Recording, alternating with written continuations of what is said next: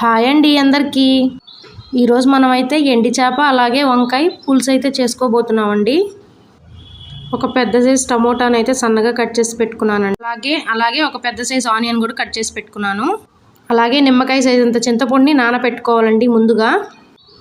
ఈ పులుసుకి నేను వంకాయలు 250 గ్రామ్స్ అయితే తీసుకున్నానండి. ఇలా సన్నగా కట్ చేసుకొని వాటర్లో కొంచెం ఉప్పు వేసుకోవాలండి వంకాయలని. అలాగే స్టవ్ ఆన్ చేసి ప్యాన్ అయితే పెట్టుకున్నానండి. తగినంత ఆయిల్ అయితే వేస్తున్నాను. అలాగే 1/2 స్పూన్ జీలకర్ర అయితే వేస్తున్నాను. అలాగే మనం కట్ చేసి పెట్టుకున్న ఆనియన్స్ కూడా 1/2 వేస్తున్నానండి. ఇవి నూనెలో బాగా వేగనివ్వాలి. ఇవి నూనెలో అయితే బాగా ఫ్రై అవ్వాలండి. మనం ముందుగా నానబెట్టుకున్న చింతపండును కూడా మెత్తగా పిసికేసుకొని పక్కన పెట్టేసుకుందాం.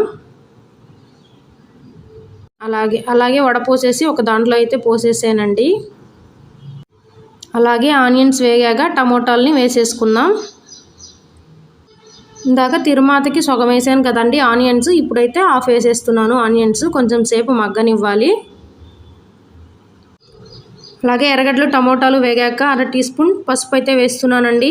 బాగా మిక్స్ చేయాలి. బాగా మిక్స్ అయ్యాక మనం ముందుగా కట్ చేసి పెట్టుకున్న వంకాయలను కూడా అందులో వేసేసుకుందాం. అందులో వేసాక తగినంత ఉప్పు అయితే వేస్తున్నానండి. ఇవి కూడా బాగా నూనెలో ఫ్రై అవ్వాలండి. నూనెలో అయితే బాగా ఫ్రై చేసేసుకోవాలండి.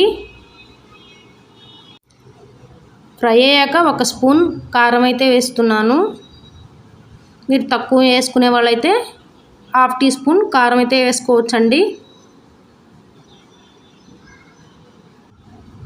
ఈ మిశ్రమాన్ని కూడా మొత్తం బాగా మిక్స్ చేసేసుకోవాలి. ఒక 5 మినిట్స్ అయితే మూత అయితే పెట్టేస్తున్నానండి. అప్పుడే వంకాయకి పసుపు ఉప్పు కారం అనేవి బాగా పట్టుతాయి. 5 మినిట్స్ తర్వాత మళ్ళీ అందులో కొంచెం కరివేపాకు అయితే వేస్తున్నానండి. ఇది కూడా బాగా మిక్స్ చేసేసుకోవాలి. అలాగే మనం ముందుగా పిసికి పెట్టుకున్న చింతపండు పులుసును కూడా ఇందులో వేసేస్తున్నానండి. చింతపండు పులుసు వేసాక ఒక 15 మినిట్స్ మళ్ళీ బాగా మగ్గనివ్వాలి. ఒక 15 మినిట్స్ తర్వాత మనం ముందుగా ఫ్రెష్గా కడిగి పెట్టుకున్న ఎండి చేపలను అయితే అందులో వేసేస్తున్నానండి. ఎండి చేపలన్నీ అందులో వేసేసాక ఒక 15 మినిట్స్ మళ్ళీ బాగా మగ్గనివ్వాలండి. అప్పుడే చేపకి ఉప్పు కారం పసుపు బాగా ఎక్కుతాయండి.